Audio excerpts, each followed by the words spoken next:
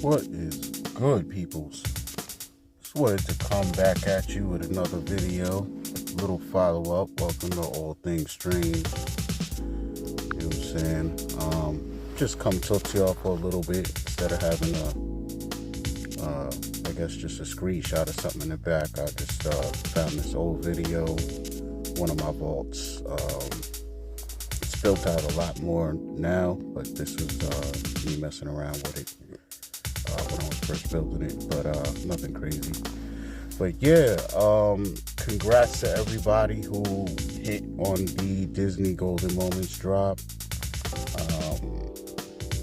From what I saw, some bots were having some issues with that drop. So, and I was seeing that information before the drop happened.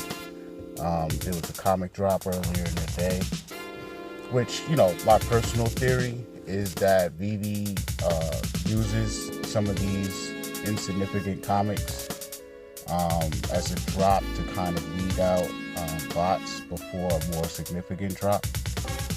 And I think that they accomplished that goal with the comic. So, you know, a lot of people that I saw that hit from that drop, you know, real people. You know, you had OGs like VeVe Vault hit live on his stream. Shout out to VeVe Vault. And then you had people like me, OGs, who couldn't hit for nothing, didn't get a rebound. You know what I'm saying? And yeah, that was after me uninstalling the app, reinstalled it. Shout out to VeVe3. You know, so many people out there, man. You know what I'm saying? Fungible Wonderfull, Johnny DUNN, man, you know, Crypto Pro, Big Collectables, of course, man. You know what I'm saying? Everybody out there trying to get it, man, you know. But, yeah, you know, mixed results.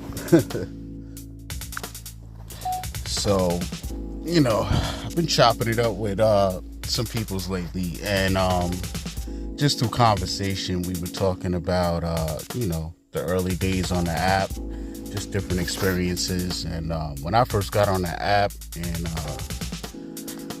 early March, there was no marketplace. Like, it was there, but it said the same thing that we see, you know, right before a drop or after a drop, temporarily closed. And it stayed like that for a month. And the GALE actually just mentioned that in one of his news videos. If you're not subscribed to him, head over there and definitely do that. A lot of dope videos.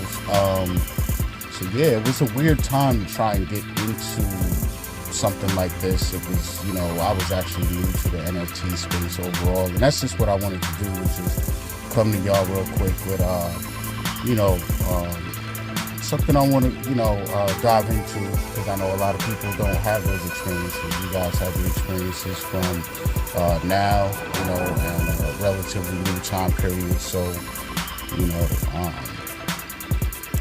know, these experiences aren't that abundant.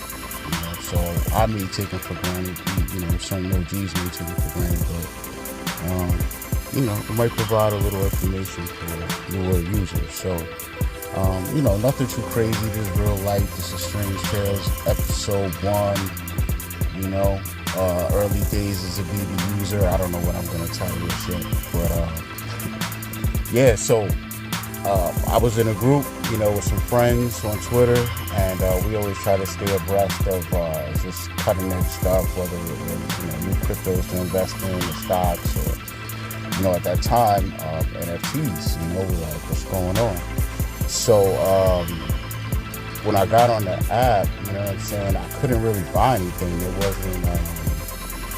There wasn't anything available in the store, and the marketplace was closed. So I'm like, okay, I see all this cool stuff, but I can't buy anything. So, you know, I started digging around on Twitter, and I found someone on Twitter that had a little bit of a rapport. They had actually recently done some sales through eBay, or just, you know, one-on-one through PayPal, and they just transferred the collectibles. So I'm like new to all of this. So I'm like, what? I'm like, people trust somebody to just send them the money and then they just are gonna receive this thing? Like, I don't know, you know. So I was real skeptical at first, but I had to do my little, you know, my little intel and you know, figure out who I was dealing with. Once I felt, you know, safe, you know what I'm saying, one of my other friends in my group, they had got a collectible off of this person. So I was like, all right. So funny story is the fact that with there being no market and all you can do is you could only see limited information on the collectible. You know, you could see how much it was listed for the day it sold, but that had no bearing on what it's worth at that time. And obviously, you know, somebody's trying to like double their money. So if a collectible said it sold for 70 or 60 bucks and asked for 150, what can you really say, right? So at the time, this person that I was dealing with, they had Dick Sprang Batman, and they also had a Ultraman, I believe it was a comic, and they wanted 150 for both of them. So again, with no idea on whether that's a good price or bad price, all I could do is put it in a certain relative perspective, you know, as far as what I was seeing the sale price for. So I was like, okay, I'm gonna do it. So at first I bought the Dick Sprang, and I got to check it out, throw it in the showroom, see what it's about. I'm like, yeah, I'm definitely digging this. So a couple days later, or actually like a week later, me and this person, you know, we kept talking, and like a week later, I got the Ultraman. So I'm like, cool. So everything's cool, that's fine. But the thing was maybe like a month later, I don't really remember exactly when, but felt like a long time. But eventually the marketplace opened. And when it did, that's when you could really see what, you know, your stuff was worth. Because other than that, like you could go on eBay, take a look, you know, but there wasn't even that many collectibles. And then on top of that, there weren't that many people that had like everything and were selling everything on eBay. So it was like if you go to eBay, you might see a Kripken here or there, you know, and there was so many in the set, you know, you might see a Bigfoot, 2 or 3, you know, you might see one of this, one of that, but not much to choose from. So again, once we get to the marketplace, you get to see like, all right, I spent $150 for this thing, let me see what it's going for. Yo, anybody who's been on this app more than like 5 months or so, you know that the Dick Sprang, a lot of the black and whites, you know, there was the rare, I think that's the Darwin Cook. There was a couple that just stayed like real close to the floor price, you know, not floor price, the retail price. So, you know, I paid $150 for both of them, and they both were sitting at around $60 something, and I mean for a long time. I was upside down on those two first pieces I bought on this app. I stayed upside down on for a long time. I mean, I just kept continuing to push, go for other drops, you know, and just keep it moving. But when this most recent pump happened that everybody's more familiar with, that was the first time since I've been on the app, since last March, that I was finally not upside down on those pieces. So when people get on this app and they're experiencing their first gem squeeze or their second, they gotta understand that no squeeze is alike, and that we saw even deeper cuts and deeper squeezes than what you guys are seeing now. And you know, forget about buying in at a bad price point. I mean, that was as bad as it gets, you know, especially for that time.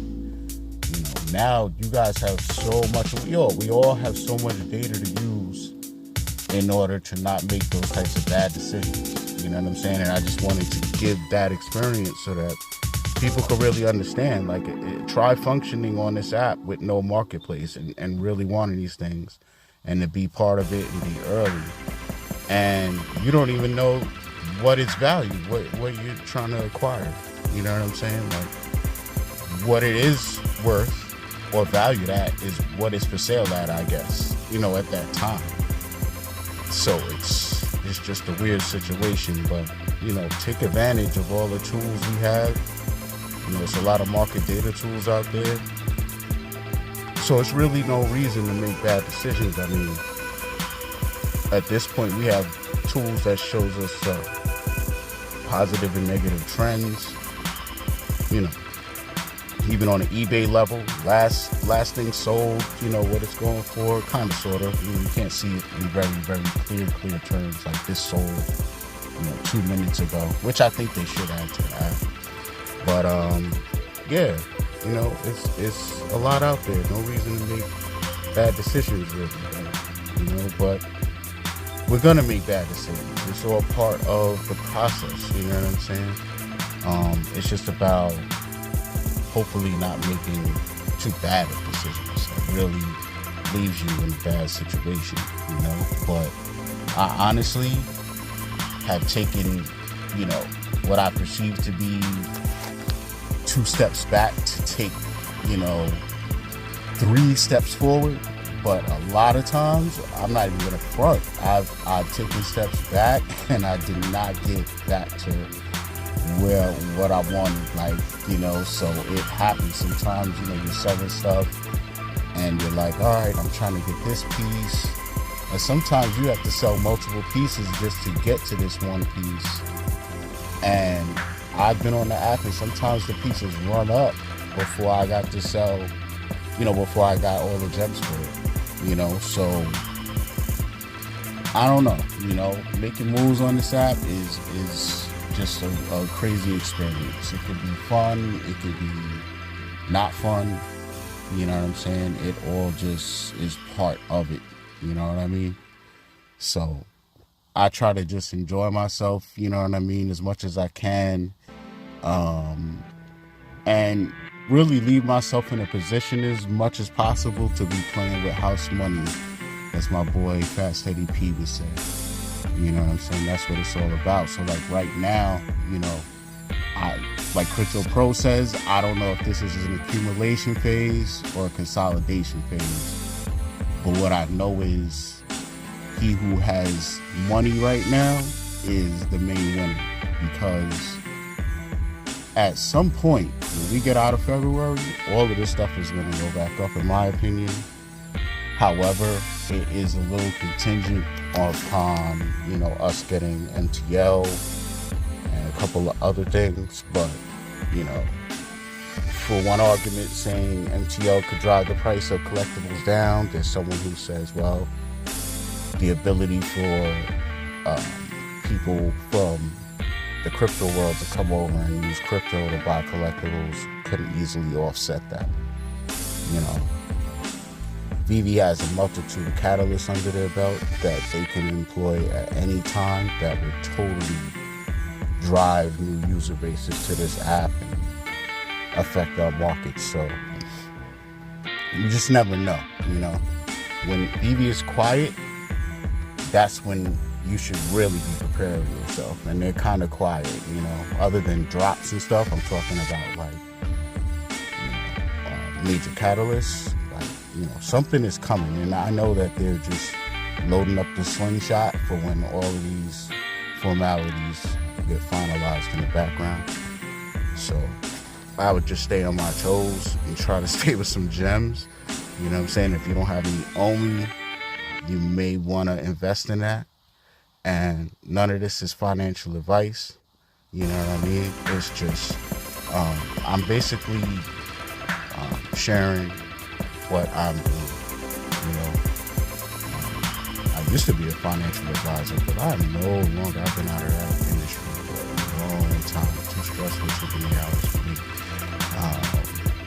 So, but this is not financial advice. But yeah, so that's it. I just wanted to come with that little quick story. This is the first installment of the Strange Tales. You know, hopefully you enjoyed it. If you got something out of it, you know, hit the like button. Consider subscribing, you know. And I want to also say, shout out to the whole VeVe community. You guys really showed me love in my first video. I did not expect that. So, man, you guys are a force, man. It's crazy. So I appreciate all the comments, you know, all the follows, all the likes. It was ridiculous. I mean, for the amount of, you know, subscribers to the amount of likes, you know, it's a crazy ratio, you know. So I'm just, you know, it just keeps me further humble, you know what I mean? And I'm thankful and I appreciate all of y'all. And, you know, share this video, share the other video. You know, I'm trying to make the channel grow, you know, hit 1K subs so that really my goal is to be able to hop on here and just talk to you guys, you know, live in real time, you know. So I can't really do that until we get to 1K. So that's really the push, you know what I'm saying? So retweet this out. If you're on Twitter and you see me tweet this out or something, retweet it, you know what I'm saying? Or hit the share button and pass it on to one person, 2 people. Can't hurt, you know, it helps the channel. And, you know, any questions, comments, you know, leave them in the comments, you know what I'm saying? But other than that, I'm out of here, and I'm going to catch up with y'all later on.